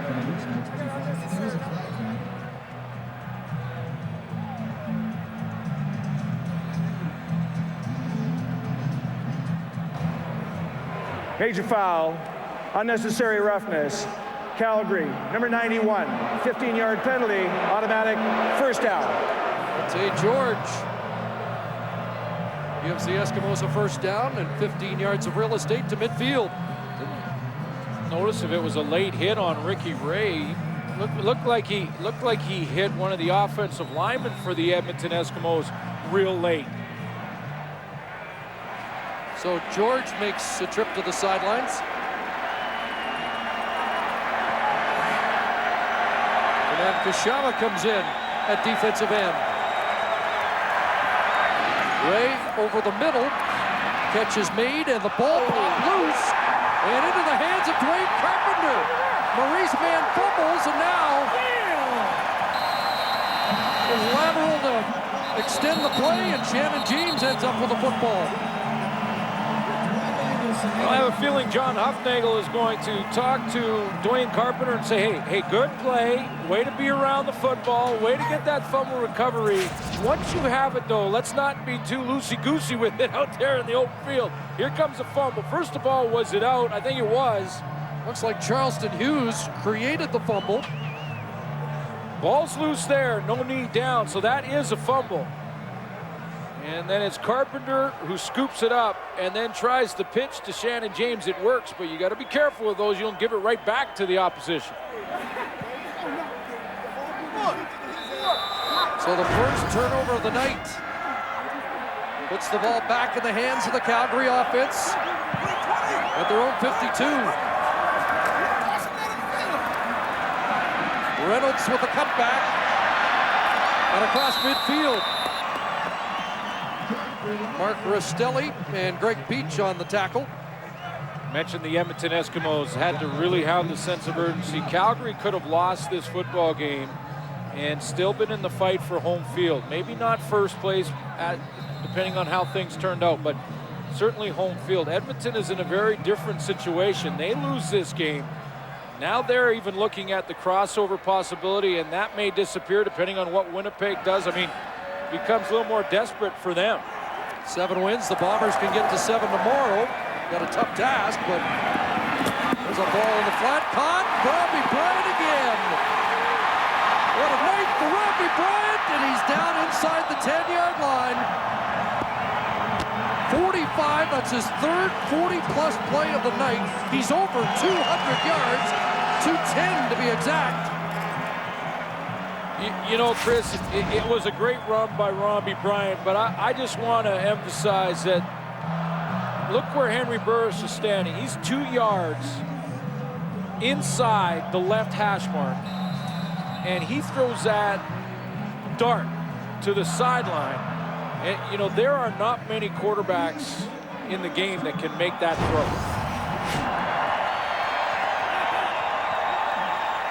83's been big tonight. Is this where 82 comes into play? Looking into the end zone. Copeland can't catch it, but there is a penalty on the play. Pass interference against Kelly Malvo.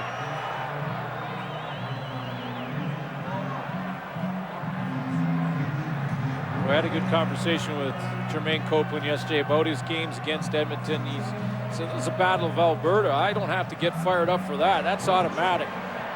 Illegal contact on a receiver. Edmonton number 27. Half the distance to the goal, and it's first down.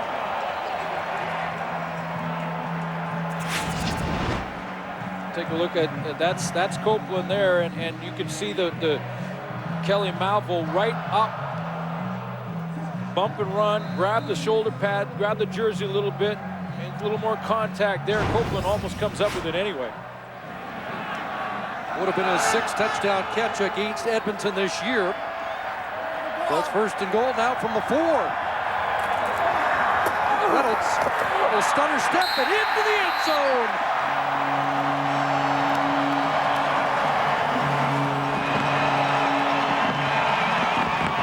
Second of the night, 5th in 2 games for Joffrey Reynolds. 13 on the year.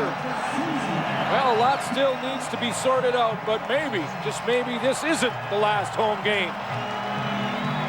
Sure doesn't look like it. The Calgary Stampeders, as they now open this one up. Good hard run. No zone read, no read about that play. Just hand it off to 21 and let him do the rest. Touchdown off the turnover on the Maurice Mann fumble. Reynolds hits pay dirt again. And Robbie Bryant sets up a 3rd one. He's been the playmaker tonight, and it's all Calgary second half. Stone in Calgary in the second half. Second best receiving game of the year right now behind the 213 of Darius Bowman. But Robbie Bryant might have some time left. Joffrey Reynolds finishes it off, but you're right, Chris. My buddy Pierre McGuire would say he's having a monster game. It's a monster game for Robbie. Yeah, but is it a gladiator type game? Well, we'll have to wait the 5 minutes. Because I know it's not always the stats guys. It's not always the stats guys, and Joffrey's put together a good game.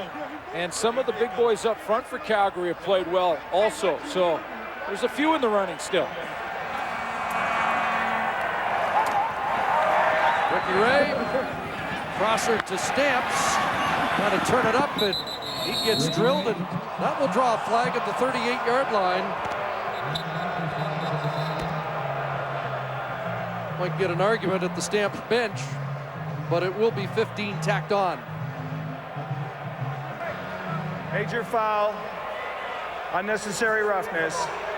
Calgary, number 29, it's a 15-yard penalty, automatic first down. Eubanks draws the flag. That is close. Budstein draws some harsh criticism at the bench. Let's take a look. I think the official's just saying, you know, that he's inbounds and the hit was coming, and Eubanks could not pull up on that at that point. A close call, but I think what they're saying here is that Fred Stamps had basically surrendered there. He was on his way out of bounds.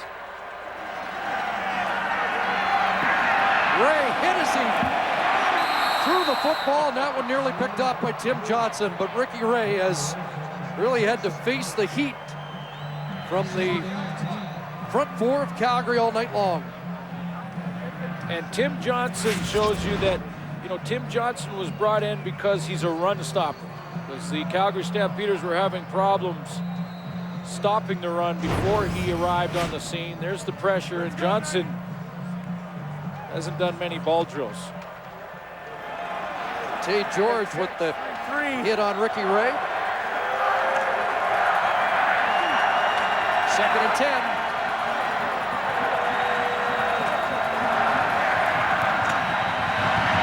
Ray downfield, stamps a neat grab inside the 40. And that's his 5th catch of the night. Fred Stamps is fired up, and I think he was looking to the bench saying, why haven't we been doing this all game long? I mean, send me down here, I'll make a play for you. That's exactly what he does here. He's coming around. This one's good because he has to stab the ball in a real narrow window. 5 for 66 on the night for the leading receiver in the league. And Ray over the middle again. Kamau Peterson brought down by Malik Jackson.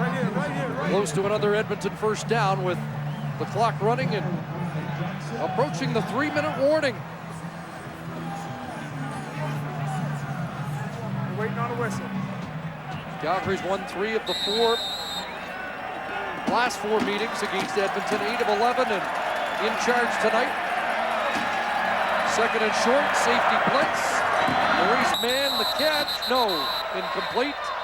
And it will be 3rd and short when we come back. The 3-minute warning here at McMahon. Time for the TSN turning point. We got to the 4th quarter. It was 16-7 Calgary, still real close ball game, and Henry Burris goes down the sideline to Robbie Bryant on the double move, makes a big catch in coverage with Byron Parker all over him. TSN turning point brought to you by Wendy's Baconator, the official hamburger of the CFL. That set up one of 3 touchdowns for the Calgary Stampeders. Robbie Bryant, the setup man tonight. 3rd and inches here, and flag flies as Ricky Ray plunges. Likely the Stamp didn't give a full yard, but we'll wait and let Budstein confirm that. This very much like the Labor Day game. Offside, Calgary defensive line, 5-yard penalty, first down.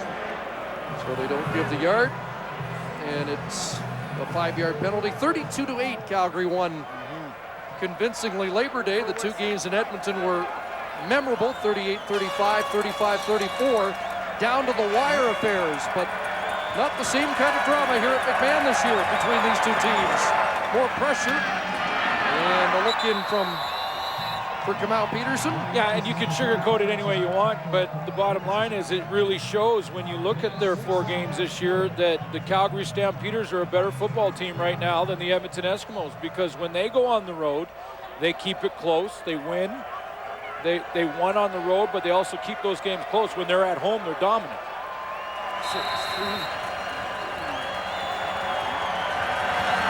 2nd down, Ray hit again as he delivers, but the ball is incomplete. But Jason Barnes might have held it. Ricky Ray's taken some shots tonight. Yeah, he has, and that was a concern for John Hufnagel. He was mentioning to me yesterday that, you know, he doesn't want to send too much blitz at Ricky Ray because he can burn you. He can see and recognize it quickly, but he felt if they could get pressure with 4, like Chris Schultz said before the game started, that they would be successful, and you know what? They have got pressure with just 4. Jim Davis with the last shot at the quarterback. 3rd down and 5. And Ray looks to the end zone, and it's incomplete, intended for Barnes, broken up by John Eubanks. Turnover on downs. Now it took half a season for John Hufnagel to find his starting halfbacks, but it looks like he's settled in nicely on John Eubanks and Keon Raymond. And another big play here by Eubanks to get over there because that looked like it had touchdown written all over it. This is Ricky Ray's favorite throw. It's a newcomer in Jason Barnes, but Eubanks got his hand in there to knock it away. So the Eskimos will remain last in the CFL West. Drew Tate comes in to finish up the new #2 in Calgary. He has passed Barrett Healy, and Demetrius Summers with a huge run up across the 40-yard line in relief of Joffrey Reynolds. I tell you, the offensive line, too, for the Calgary Stampeders, I thought in the first half, Jeff Pilon had some struggles, a couple of challenges, a couple of procedure calls of holding, but the veteran bounced back big time in the second half. Demetrius Sumpas had a big, big game. I mean, he made some key blocks. And it is time now for tonight's TSN Gladiator. Demetrius Sumpas is an honorable mention. As I build it up on Sumpas as if, but he played great, had some great blocks, but you just cannot deny the playmaker tonight, the assist man, the Wayne Gretzky of the Calgary Stampeders on this night in the Battle of Alberta, as Robbie Bryant has 9 catches for 210 yards and sets up 3 Calgary touchdowns. Friday Night Gladiator brought to you by Movado. The Movado 800 series, all about the art of performance, where serious sports function meets power design. And Robbie Bryant receives a Movado Series 800 watch as tonight's Friday Night Gladiator. And I didn't mean to, just pull it out of the hands of Demetrius Sumpas, but as you know, Chris, that the Gladiator Award does not always go to the player with the best stats on the night or the skilled guy who gets the numbers and his name in the paper, because believe me, Robbie Bryant doesn't make those catches and Henry Burris doesn't make the throws if the offensive line don't make the blocks. And Sumpas, I thought, had a tremendous game tonight, and some key blocks on some running plays, especially down the goal line, that run to Joffrey Reynolds on that zone read play we showed you early on. He had the key block there, but Robbie Bryant set up the 3 touchdowns, and it was the big plays over the top. They were contested catches as well. They were tough coverage. Randy Drew, the injured Eskimo on the play, has gone to the sidelines. Robbie Bryant didn't have a catch over 40 yards coming in. He had 3 of them tonight. And did a pretty good impersonation of Kenyon Rambo, didn't he? He did. Tate hands off John Cornish. Short gain, less than 2 minutes left. So Henry Burris with back-to-back solid outings. You can see his focus is back. And, if he gets into a comfort zone with Robbie Bryant, which it clearly appears that he has, this is first 300-yard passing game for Henry Burris, I believe, since the Labor Day rematch. You're right. 5th of the year, and 3 have been against Edmonton. So he's always dialed in against the rivals. 2nd and 10 as the fans serenade the neighbors to the north. Summers to the 45, and it will be 3rd down. Boy, and for the Edmonton Eskimos, it is desperation time now. Eskimos stop the clock. They've got Toronto next week at home, and then finish in BC. And Calgary is in Vancouver next Saturday, and then finishing in Regina against the Saskatchewan Roughriders in the game that could decide first place. But the BC Lions will have their say too. But now only 3 teams are left with a shot at first in the West.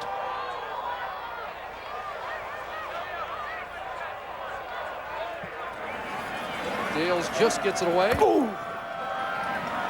And Tristan Jackson's got it. And Jackson hit hard as the cover team smothers him. Concerns in Edmonton. I mean, you can look at a few things. I mean, first of all, when these 2 teams meet, it has been a real shootout, but you can see the Calgary defense starting to figure out Ricky Ray in this offense a little bit because the numbers decline heading into this one tonight every single meeting.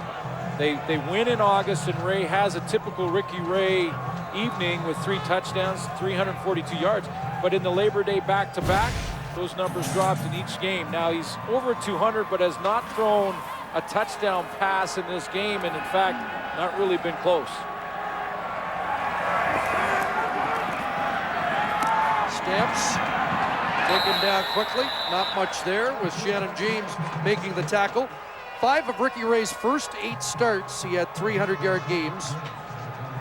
And now 2 300-yard games in his last 8. And is still trying to get on the same page as his offensive coordinator and Kevin Strasser. And that clearly is going to take some more time.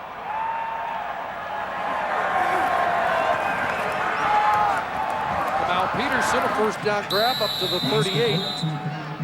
And Ray right about his average of the last 4 weeks. He had averaged 231 yards passing over the last 4 games. And he is at exactly 231 right now.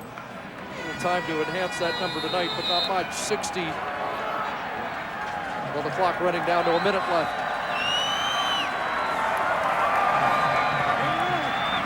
Dumps it off Whitlock. But what this does, though, is it forces the Eskimos now to watch closely tomorrow to see what the Winnipeg Blue Bombers do. They still have a chance. They've got to win out without question to give themselves an opportunity. You could say they've got an opportunity in Toronto next week, but then they play the BC Lions, who will be battling for home field no matter what happens tomorrow to them. Ray to Peterson, and that ball popped loose. Is that a fumble or an incompletion? Calgary looks like they got on it. And it is Calgary football. Also a flag on the play. And Mike Labinjo exchanging shoves with one of the Eskimo linemen. Kamal Peterson had turned and stepped up the field, so that looks like it would be ruled a fumble. That's the first look, and then Labinjo involved behind the scenes. Shannon James with the separator.